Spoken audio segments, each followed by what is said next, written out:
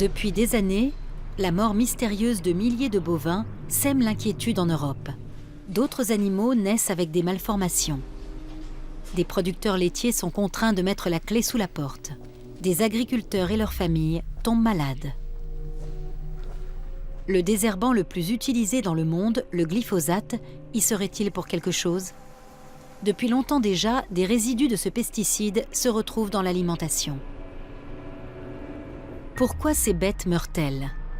Pourquoi ces hommes et ces femmes tombent-ils malades?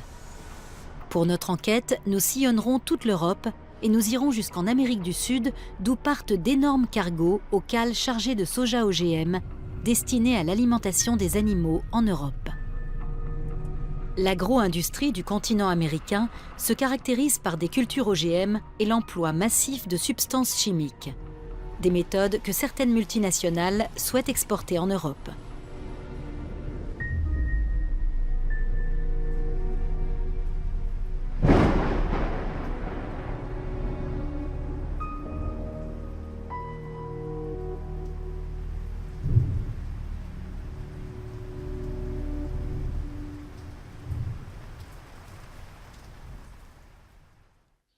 Première étape, les plaines fertiles du Schleswig-Holstein, dans le nord de l'Allemagne. Avec, comme ici, de nombreuses exploitations familiales transmises de génération en génération. Avec des vaches aussi, sagement alignées dans l'étable. L'image même d'une idylle paysanne. À première vue, tout paraît normal.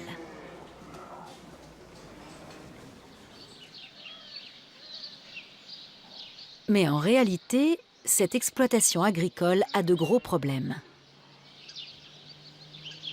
Depuis des années, le vétérinaire est appelé sur cette exploitation plus que de raison. Plusieurs vaches sont malades. Elles ont du mal à se déplacer. Au cours des 3 dernières années, l'éleveur Heinz Hecht a perdu une 50aine de vaches. Au début, on a 2 vaches maigres, pas de quoi s'affoler. Mais un beau jour, on en a 20 et les premières y passent. C'est là qu'on se dit qu'il faut réagir, mais en général, il est déjà beaucoup trop tard. Les bêtes ne sont pas les seules à tomber malades. L'éleveur se plaint lui aussi de problèmes de santé toujours plus fréquents.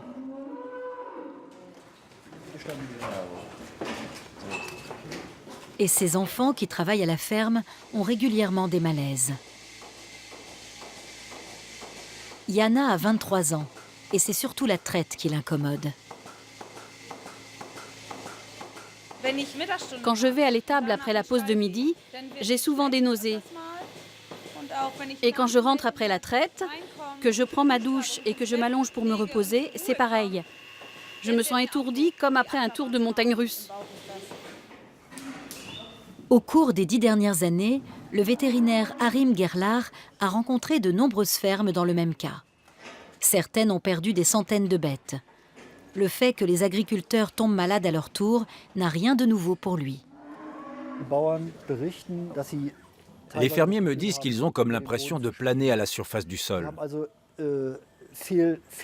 Ils souffrent donc d'altérations sensorielles qui entraînent de mauvaises réactions. Ça signifie que quelque chose influe sur le cerveau ou le système nerveux et provoque ce genre de sensation. Si je n'avais pas eu le soutien de mes enfants, j'aurais fermé boutique à l'automne dernier déjà. Un hôtel près de Bad Fallingbostel, un village du nord de l'Allemagne. En 2011, des agriculteurs sinistrés y organisaient une réunion. Beaucoup d'entre eux ont tout perdu. Eux-mêmes sont tombés malades. Certains ont même dû être hospitalisés. C'était vraiment l'enfer. Quand on a dit qu'on avait des problèmes, c'est-à-dire avant qu'on atterrisse à l'hôpital, les services sanitaires sont venus chez nous à la ferme. Ils ont dit qu'il n'y avait pas de problème, qu'on pouvait faire la traite en portant des masques et des combinaisons, et qu'on n'avait qu'à prendre une douche après chaque traite. Mais quand il faut traire les vaches en portant des combinaisons et des gants, et se doucher à chaque fois après, je me demande à quoi bon continuer à traire ces vaches, puisqu'il est évident que la ferme a un gros problème. Certains agriculteurs ici présents ont dû abandonner la production laitière et se sont retrouvés sans ressources. Mario Couder est l'un d'eux. Nous avons filmé ses revers de fortune pendant plusieurs années. Lui aussi a perdu des centaines de vaches laitières. À l'époque, en 2011, il y avait encore de la vie dans son étable. Mais cette vie valait-elle le coup d'être vécue? Sur le flanc, on voit son ventre complètement rétracté. Et voyez comme elle marche. Ça me fend le cœur de voir ça.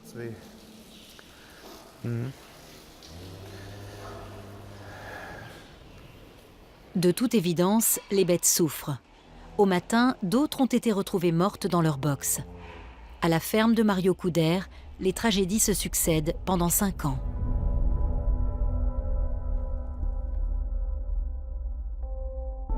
Des vaches meurent, tout comme des veaux souvent mal formés.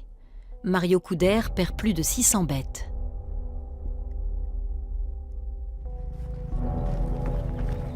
Par crainte d'une épizootie, l'injection létale devient courante. À cette époque, l'exploitation est au bord du dépôt de bilan. Le soutien des autorités est quasi inexistant. Comme beaucoup d'autres agriculteurs, Mario Couder a de graves problèmes de santé. Il va de médecin en médecin. Monsieur Couder est un homme très malade. Son tableau clinique est nouveau et ne fait l'objet d'aucune recherche. En tant que médecin, nous ne savons rien de l'évolution de ces maladies. Et nous ignorons s'il nous sera possible de délivrer un traitement approprié. À ce jour, les maladies des agriculteurs n'ont guère suscité de réaction de la part des autorités. Et contre toute vraisemblance, l'agonie du bétail est exclusivement attribuée à une mauvaise gestion des exploitations. Mais l'espoir renaît quand la faculté de médecine vétérinaire de Leipzig se penche sur le problème. Après des mois d'analyses minutieuses, l'équipe scientifique dirigée par le médecin vétérinaire et microbiologiste Monika Krüger retient la piste d'une bactérie extrêmement toxique. Son nom ? Clostridium botulinum. La présence de toxines sécrétées par cet agent pathogène est constatée dans les excrétions comme dans les organes des animaux. Et il s'avère que l'éleveur a lui aussi été en contact avec ces dangereuses toxines. On a découvert qu'il était porteur d'anticorps contre ce type spécifique de toxine, ce qui signifie forcément que son organisme a dû se défendre contre cette toxine. Sinon, il n'aurait pas développé ces anticorps. Alors pourquoi certaines fermes en sont-elles mortellement touchées et d'autres pas? Parce qu'il faut savoir qu'en réalité, ces germes pathogènes sont très répandus dans la nature. Plus d'1 année passera avant que les chercheurs ne fassent une découverte décisive. L'urine des animaux étudiés contient un taux élevé de glyphosate. Et des résidus de ce désherbant se trouvent aussi dans l'organisme de l'éleveur. Mais l'établissement d'un lien entre la bactérie Clostridium botulinum et le glyphosate s'avérera compliqué. Au cours d'analyse, nous avons recherché des urines négatives chez les collaborateurs de mon institut. Personne n'a été négatif, moi non plus. Tout le monde était contaminé? Tout le monde avait des taux de glyphosate plus ou moins élevés, mais curieusement, tout le monde était positif. Ce qui veut dire que le glyphosate est partout, apparemment. C'est la conclusion qu'on pourrait en tirer. Une conclusion surprenante? Pas vraiment, car le glyphosate est le désherbant le plus utilisé dans le monde. Conçu et commercialisé par la multinationale nord-américaine Monsanto sous le nom de Roundup. On le trouve dans presque chaque jardin et toutes les grandes surfaces de bricolage. Aujourd'hui, la grande majorité des fabricants de produits phytosanitaires ont au catalogue un herbicide à base de glyphosate. Rien qu'en Allemagne, on utilise cette substance à raison de 6000 tonnes par an avec une tendance à la hausse. Les jardiniers amateurs et les concierges d'immeubles s'en servent pour garder leurs allées bien proprettes, dépourvues de toute mauvaise herbe. Mais le glyphosate est également employé en quantité énorme dans l'agriculture. C'est un désherbant total qui éradique toutes les plantes naturelles. C'est la raison pour laquelle on l'applique souvent avant les semis pour éliminer toute forme de végétation. La limite d'épandage passe au milieu de ce champ. La différence est flagrante. Souvent, les cultures sont même traitées au glyphosate juste avant la récolte. Le produit chimique dessèche les tiges des céréales et les graines sont alors plus faciles à moissonner. Voilà par quel détour le glyphosate prend le chemin de l'étable. Mais il atterrit aussi dans le pain et les croissants, ce qui n'est pas sans risque pour notre santé. En 2012, des analyses d'urine effectuées sur un échantillon de personnes issues de 18 villes européennes ont révélé la présence de glyphosate dans près de la moitié des cas. L'équipe de Monica Kruger poursuit ses recherches. Il leur faudra des mois avant qu'ils fassent une découverte leur permettant d'affirmer qu'il existe un lien entre le germe pathogène Clostridium botulinum et le glyphosate. C'est une avancée majeure. Nous avons constaté que le glyphosate détruit les bactéries bénéfiques à l'organisme, alors qu'il n'altère pas les bactéries pathogènes ou infectieuses. Et en raison de ce déséquilibre, ces dernières peuvent proliférer dans le système gastro-intestinal, par exemple. Un constat qui inquiète. Car le système digestif des animaux comme des êtres humains abrite des milliards de bactéries bénéfiques ou pathogènes dont l'équilibre joue un rôle prépondérant sur la santé. Les fabricants de glyphosate ont toujours affirmé que cet herbicide bloquait uniquement le métabolisme des plantes et non celui des hommes ou des animaux. Mais les résultats du laboratoire de Leipzig démontrent que sa nocivité peut être indirecte.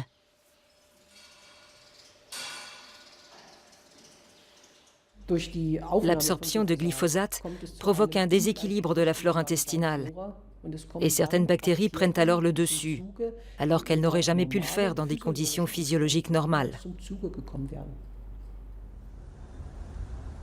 Qu'en disent les autorités ?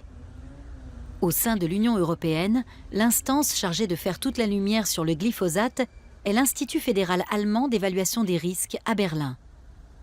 Une instance qui ne cesse de récuser l'éventuelle toxicité animale du fameux herbicide. En janvier 2014, à Berlin, ce même institut organise un colloque qui restera dans les annales. Dans son discours d'inauguration, son directeur tient immédiatement à préciser que cette manifestation était due à la multiplication des études dénonçant les dangers du glyphosate et aux craintes des consommateurs quant à la toxicité des aliments. Dans le domaine des herbicides à large spectre, comme le glyphosate, les déclarations publiques se multiplient ces derniers temps en ce qui concerne justement la toxicité et le danger sanitaire du glyphosate. Les responsables de l'Institut font savoir qu'ils ont réexaminé des centaines d'études avec le plus grand soin, sans toutefois préciser que la majorité d'entre elles ont été réalisées à la demande de fabricants d'herbicides. Après cette réévaluation des risques, les autorités allemandes réaffirment en tout cas leur position de principe à l'égard du glyphosate. Le glyphosate n'est pas cancérigène, il n'engendre pas de malformation du fœtus et n'est pas mutagène. Pourtant, les études indépendantes qui se multiplient dans le monde entier aboutissent à des résultats diamétralement opposés. Nous partons pour Barjac, dans le sud de la France, pour assister à un congrès de chercheurs français menant des études approfondies sur le glyphosate depuis de longues années.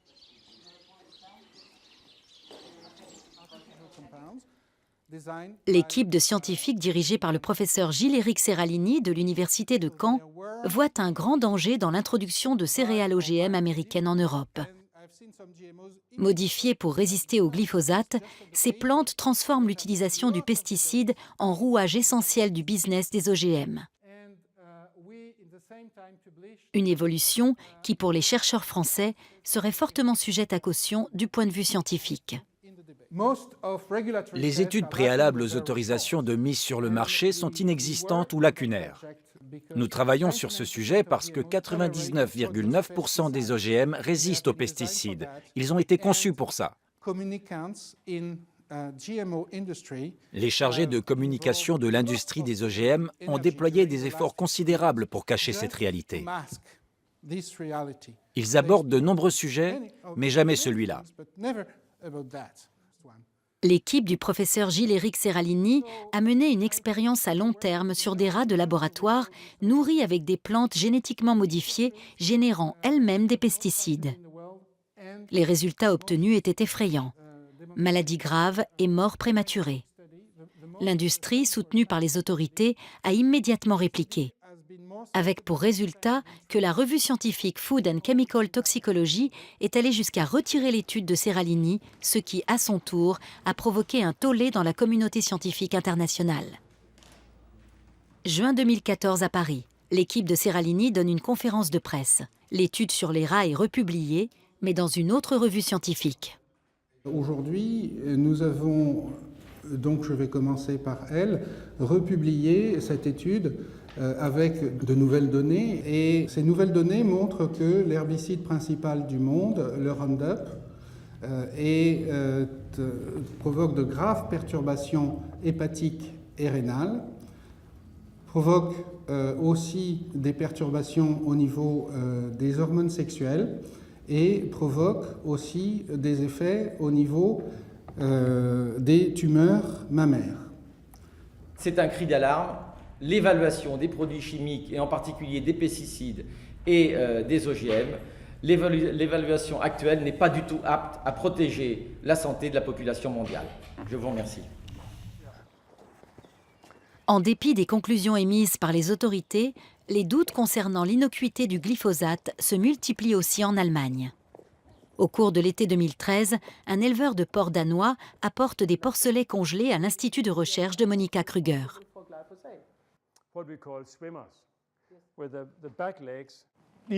Voilà mes porcs. Regardez cette déformation crânienne. Il y a un œil là qui commence à se ramollir. Et voilà la déformation du crâne. Je pense qu'il ne pouvait pas respirer à cause de la présence de l'œil. Vous voyez ça souvent? Oui. Les malformations sont considérables. Pattes tordues, voire inexistantes, crâne et colonne vertébrale déformées, grave dysplasie faciale.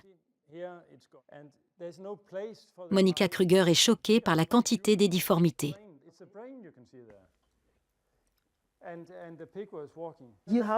Nous avons là une population importante de porcelets atteints d'anomalies spinales. On voit nettement un trou dans leur crâne qui ne s'est pas fermé. Et l'éleveur m'a dit que ces porcelets étaient nés vivants et qu'on pouvait voir les pulsations de leur cerveau. Pour l'éleveur Ib Pedersen, l'origine de ces malformations ne fait aucun doute.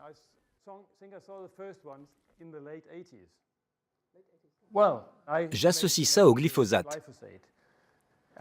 Quand la teneur en glyphosate dans leur alimentation augmente, 75 jours plus tard, je constate une augmentation des porcelets malformés. Nous nous rendons à la ferme d'Ib Pedersen quelque temps plus tard.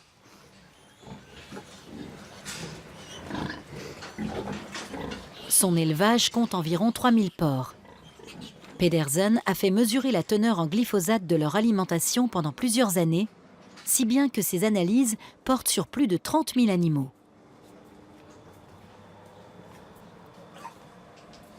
Ce porcelet est né aujourd'hui. Le cordon ombilical est encore mou. Il a entre 4 et 8 heures. Il ne vivra pas. Il ne peut pas boire. Il n'a pas de nez pour respirer. Il doit respirer par la bouche. C'est le type de malformation le plus souvent observé.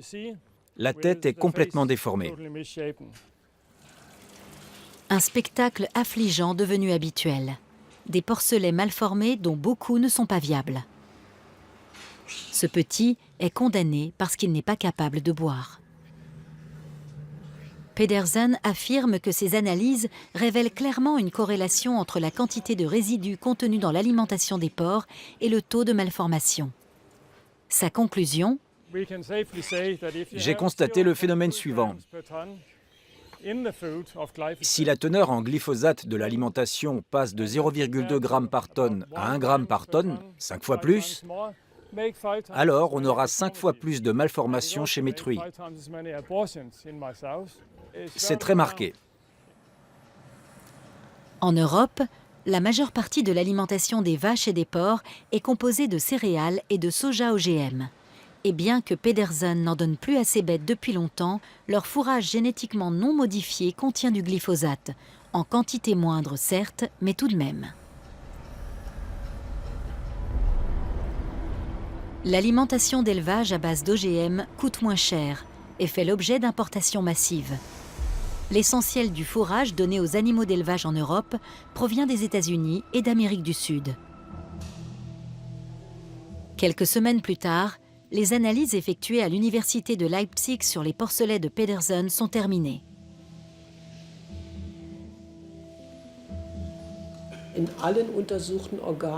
Nous avons trouvé du glyphosate dans chaque animal et dans tous les organes que nous avons analysés, sans constater de différence significative de concentration ni dans les organes, ni dans les tissus musculaires ou les parois intestinales. Ce qui veut dire que ces animaux ont été exposés au glyphosate dans le placenta de leur mère. Pour l'éleveur Ib Pedersen, la teneur en pesticides des aliments d'élevage, particulièrement élevés dans les céréales OGM, représente une source de danger, et pas seulement pour les animaux. Ce que je constate chez mes porcs, et cela peut arriver une fois par semaine, n'est que le sommet de l'iceberg. C'est de plus en plus fréquent, et je pense qu'on va également le constater chez les humains.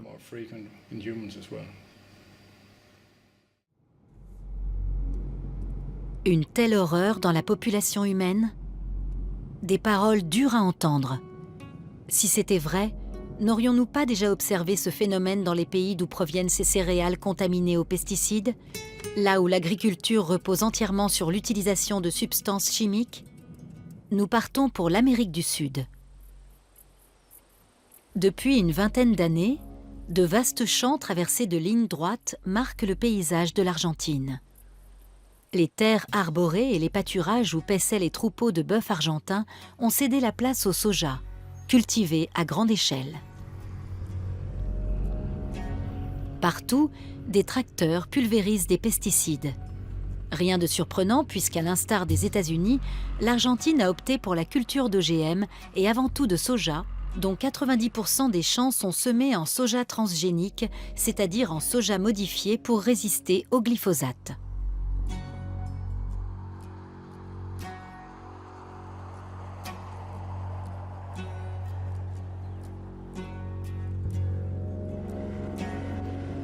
Nous sommes dans la province d'Entre Ríos, dans l'est du pays, l'une des principales régions agricoles d'Argentine. En discutant avec les habitants, nous apprenons que l'utilisation massive de pesticides suscite de nombreuses craintes. Beaucoup de gens y voient la cause d'une forte augmentation des maladies. On nous raconte que les enfants seraient même empoisonnés dans leur école. Ici, dans la campagne à proximité du village de Santa Anita, les champs s'étendent à perte de vue. Dans cette zone rurale, l'école est entourée de cultures. Il y a 3 jours à peine, les élèves ont été victimes d'un épandage de pesticides par avion. Nous rencontrons les mères de quelques élèves ainsi que la directrice. Toutes sont très inquiètes. On a alerté l'hôpital et une ambulance est arrivée. Ils ont commencé à soigner les enfants. Un agent de police qui se trouvait là devant avec sa voiture est monté sur son véhicule et a fait de grands gestes en direction de l'avion qui se dirigeait d'est en ouest. Mais le vent, lui, soufflait vers le nord. Du coup, comme vous vous en doutez, le produit toxique est arrivé droit sur l'école. Malgré le policier qui lui faisait de grands signes et une ambulance dans la cour de l'école, l'avion a continué de pulvériser. Nous apprenons que ce genre d'incident fait régulièrement la une des journaux argentins. En raison des épandages effectués tout près des écoles, les enfants sont constamment en danger. La directrice a filmé avec son téléphone portable l'avion qui est passé devant l'école.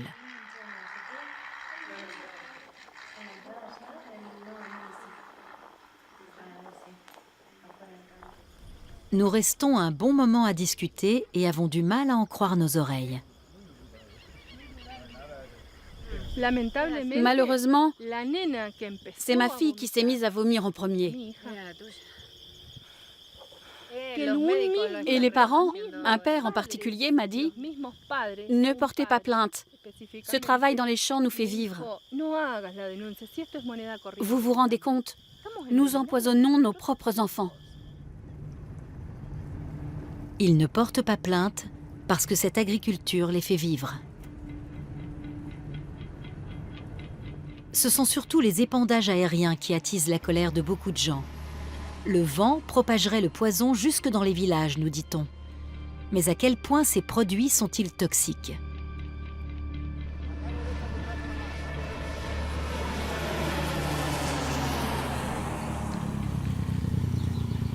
Nous rencontrons Fabian Tomasi. Pendant 2 ans et demi, il a rempli les réservoirs des avions d'épandage. Jusqu'au jour où il est tombé malade au point de ne plus pouvoir travailler. Il a tout juste 49 ans et il se trouve être devenu entièrement dépendant de sa mère. Fabian nous raconte que sa santé a commencé à se dégrader à l'époque où il travaillait pour l'entreprise agricole.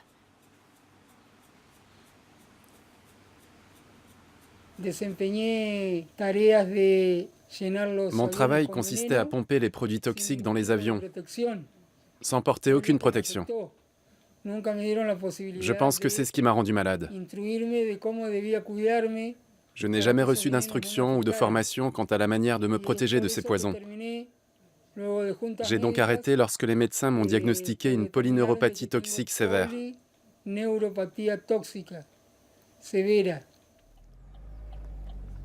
Qu'en pensent les pilotes qui pulvérisent ces produits phytotoxiques? Beaucoup refusent de nous rencontrer. Mais nous décrochons finalement un rendez-vous avec un pilote qui nous dit ne pas avoir de problème à parler de ce sujet. Des milliers de jerrycans s'amoncellent sur le petit aérodrome. Ils contenaient les pesticides les plus variés, mais en majorité de l'herbicide à base de glyphosate. Le pilote Marcelo de Dios sait bien sûr que son travail fait l'objet de vives critiques, mais il ne veut pas se cacher. En se protégeant correctement, on ne risque rien, nous dit-il. Et à ses yeux, les pesticides qu'il pulvérise ne sont pas responsables des maladies observées dans la population. On n'est pas des monstres qui veulent empoisonner les gens, comme on l'entend souvent. Il est évident que si je n'étais pas certain de faire les choses correctement et de n'employer que des produits autorisés, je ne le ferais pas.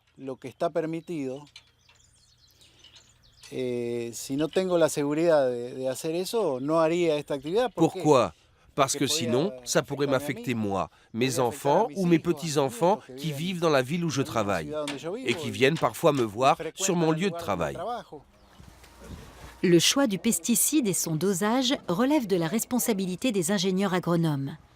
Ce jour-là, l'un de ces agronomos, comme on les appelle ici, est justement sur place. Oscar Henderson fait ce travail depuis de longues années.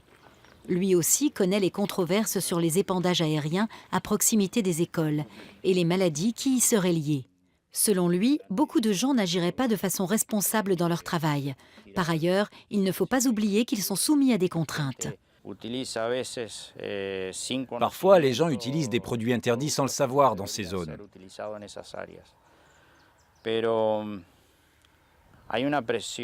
Mais il est vrai qu'ils subissent la pression de devoir toujours produire davantage. Il est donc fort probable que de nombreuses erreurs soient encore commises dans cette course à la production en attendant que les fabricants de produits agrochimiques proposent des produits plus inoffensifs. Nous traversons la province du Chaco dans le nord. C'est une autre région marquée par l'emploi massif de produits chimiques dans les cultures. À la lisière des champs, beaucoup d'arbres malades ou morts, dépourvus de feuilles, en plein été.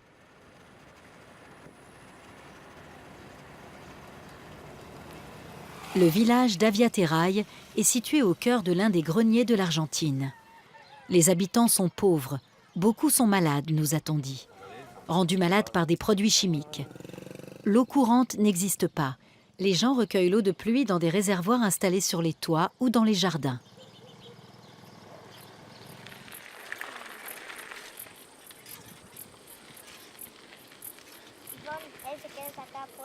Quand les avions arrivent, le vent apporte le poison, disent les gens d'ici. Le soir, nous rendons visite à une famille qui a été durement touchée. La petite Nadia est handicapée depuis sa naissance. Mais cela ne l'empêche pas d'être joyeuse, disent ses sœurs. Les parents, en revanche, ont le cœur lourd. Les médecins ne se sont pas clairement prononcés sur les causes de son handicap. Les médecins m'ont souvent dit que ça pouvait être dû aux produits phytotoxiques, aux poisons. Mais ils n'ont jamais dit qu'ils en étaient certains. D'après eux, ça pourrait aussi être génétique. Mais personne dans la famille n'a eu ça avant. Par contre, on était entouré de produits toxiques à l'époque de ma grossesse. Ils pulvérisaient beaucoup de produits de traitement avec des avions.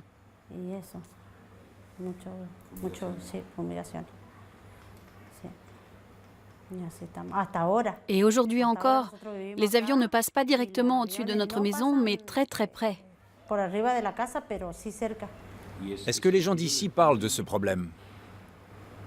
Oui, on en parle entre voisins, mais on ne peut rien faire. Personne ne nous soutient, personne ne nous aide à faire en sorte qu'ils s'en aillent. Personne. La question demeure. Les produits phytosanitaires sont-ils réellement en cause? Le glyphosate et ses adjuvants chimiques peuvent-ils avoir de telles conséquences? Provoquer de telles infirmités? Les gens n'auraient-ils pas tendance à extrapoler pour trouver une explication à leur malheur?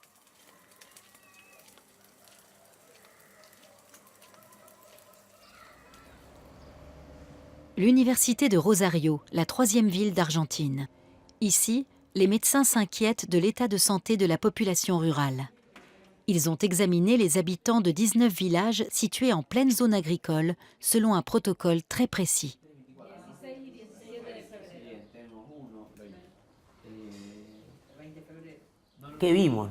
Qu'avons-nous constaté?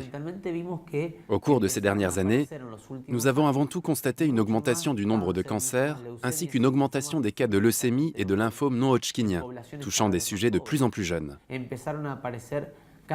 Le nombre de fausses couches a également augmenté, alors que le nombre de grossesses a diminué dans ces zones. Ensuite, on a vu apparaître des cas de malformations congénitales qui n'existaient pas dans cette région auparavant, dans des proportions alarmantes. Dans des petites localités de 4000 habitants, le nombre d'enfants naissant avec des malformations dépasse toute prévision épidémiologique.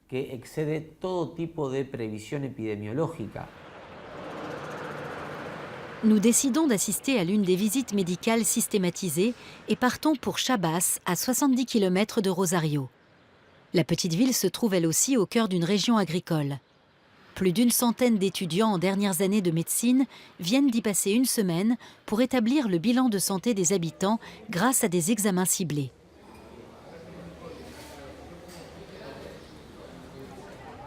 Pendant plusieurs jours, ils ont fait du porte-à-porte pour interroger les gens sur leurs troubles.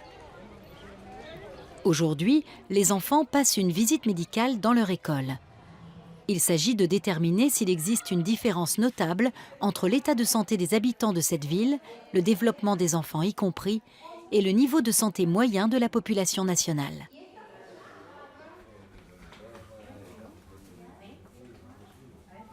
Livre, Livre, cidre, cidre, boule. boule. Durant la semaine des examens, le chef du projet vient régulièrement à Chabas pour se faire une idée. Les premiers résultats indiquent des phénomènes identiques à ceux observés dans les autres localités, c'est-à-dire une augmentation des cas d'hypothyroïdie, de cancer, de maladies respiratoires, de malformations et de fausses couches. Edgar Fontanelas et sa famille habitent un village non loin de Chabas. Chirio, son fils âgé de 3 ans, avait une sœur jumelle dans le ventre de sa mère. mais elle est morte avant la naissance. Et les voisins qui sont venus nous rejoindre ont perdu un petit-fils à peine né, à peu près à la même période. Les deux familles incriminent l'utilisation abusive de pesticides. Edgar Fontanellas croit même connaître le jour exact où le malheur les a frappés. C'était le 22 janvier 2011. Ils ont pulvérisé des produits phytosanitaires en face de leur maison et devant la nôtre, avec un tracteur énorme. On ne savait pas encore que Maria Luisa était enceinte. 3 ou 4 mois plus tard, l'un des jumeaux, une fille, est mort in utero. Elle est restée à l'intérieur jusqu'à la fin de la grossesse, jusqu'à ce que l'autre enfant, notre fils, vienne au monde. Jusqu'au dernier moment, on n'était pas sûr que notre fils voie le jour, parce que j'avais des contractions et des pertes de tissu. Mais c'était parce que je portais un être sans vie dans mon corps. C'est très douloureux de se souvenir de cette situation. En plus, j'aurais bien aimé avoir une autre jolie petite fille.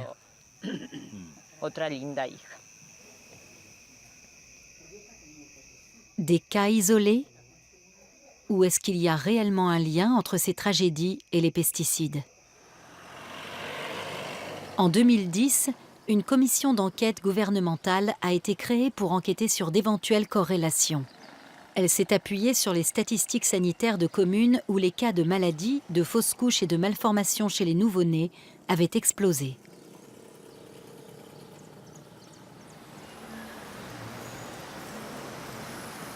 La pédiatre Analia Otano travaille à la Resistencia, la capitale de la province. En tant que médecin employé de l'État, elle avait participé à cette commission. Dans la zone où nous avons mené nos recherches, nous avons pu déterminer qu'il y a eu 3 fois plus de cas de leucémie et de divers types de cancers chez les enfants de moins de 14 ans que la moyenne escomptée.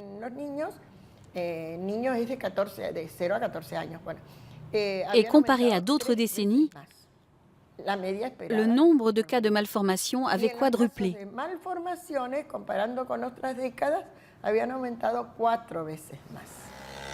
3 fois plus de cancers chez les enfants et 4 fois plus de malformations chez les nouveau-nés.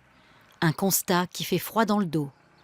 De plus, la commission a constaté une diminution du nombre de maladies à mesure que la distance entre les villages et les cultures traitées aux pesticides augmentait. Seulement voilà, le compte-rendu de cette commission mise en place par les pouvoirs publics n'a jamais été publié. Pour l'État argentin, le soja est un marché extrêmement juteux. Son exportation est l'une des principales sources de devises du pays. Nous avons rendez-vous avec un producteur de soja. Son moustique, comme on surnomme ici les tracteurs d'épandage, est un modèle américain ultramoderne. Malgré cela, il a du mal à suivre, car les résistances au glyphosate posent un gros problème. En principe, toutes les plantes devraient mourir, à l'exception du soja génétiquement modifié. Mais avec le temps, de plus en plus de plantes deviennent résistantes. Alors il faut augmenter les doses en leur ajoutant d'autres produits toxiques. Au cours des 5 dernières années, le coût des produits agrochimiques a augmenté de 300%. Il y a 5 ans, 2 ou 3 traitements au glyphosate suffisaient. Aujourd'hui, il faut utiliser du glyphosate, différents herbicides, etc. Et cela augmente nos coûts de production. Mais c'est un combat contre la nature, non? Oui, oui, La chimie contre la nature. c'est ça. Ce modèle a-t-il un avenir? Qui sait? Ici, c'est comme ça.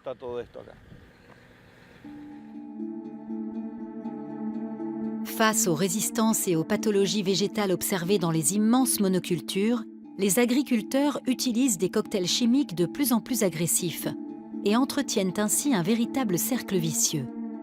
Au sein de la population, ce bouleversement écologique soulève de plus en plus de critiques. De notre point de vue, les pouvoirs politiques ne se rendent absolument pas compte de la gravité de la situation. Ils continuent de privilégier les rentrées rapides de devises au détriment de la protection de la santé de la population.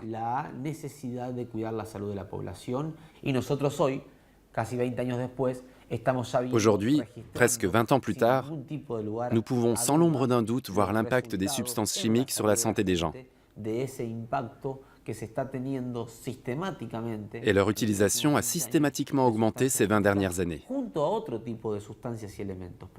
ne peut pas ignorer que l'utilisation de produits agrochimiques a augmenté de 853% entre 1996 et aujourd'hui, alors que dans la même période, la superficie de terres cultivables n'a augmenté que de 50%. L'industrie avait promis de réduire l'emploi de substances chimiques dans les cultures OGM et d'utiliser des produits moins toxiques. Mais d'après ses pourfendeurs, il s'est produit l'inverse. Une stratégie gagnante pour l'industrie qui double ses profits en vendant à la fois ses semences OGM et les poisons qui s'y rattachent. Les matières fourragères exportées vers l'Europe proviennent également d'ici. Une marchandise bon marché que la population argentine paye visiblement au prix de sa santé. Les cliniques pédiatriques d'Argentine signalent une augmentation des cas de malformation chez les nouveau-nés. Le père du professeur Verzegnassi est médecin dans l'une de ces cliniques. Ces photos ont été prises à l'unité de soins intensifs. Les malformations sont connues. Des études de scientifiques argentins les ont décrites comme étant dues aux pesticides et en premier lieu au glyphosate et à ses adjuvants. Voici des photos que mon père a prises à l'hôpital de Paraná, à Entre Ríos. Ça, c'est un syndrome de malformation congénitale qui peut survenir lorsqu'un fœtus est exposé à des produits agrochimiques, comme par exemple le glyphosate. En plus de ce syndrome appelé sirénomélie, qui est une altération des gènes OX qui empêche le développement des deux membres inférieurs, nous observons un accroissement de la taille de la tête que l'on appelle acromégalie.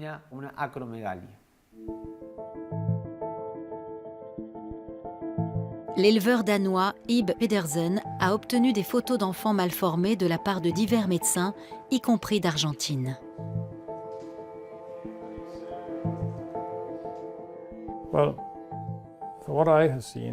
Ce que j'ai constaté chez mes porcs, je l'ai vu sur des photos d'enfants argentins ou d'Amérique du Nord, victimes de malformations infantiles liées à l'emploi du glyphosate.